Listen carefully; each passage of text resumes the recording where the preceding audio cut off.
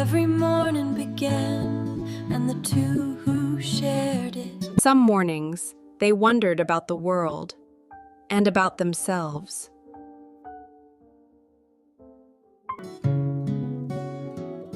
They played like children, gentle and bright, never too fast, never. Together, they watched the world, a world gentle enough for two small hearts.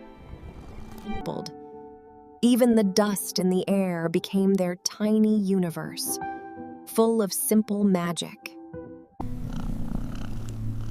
And when they rested, the whole home rested with them. Evenings were their favorite, painted in gold, slow and sweet. And as the light faded, they remained, two friends, warm in the quiet.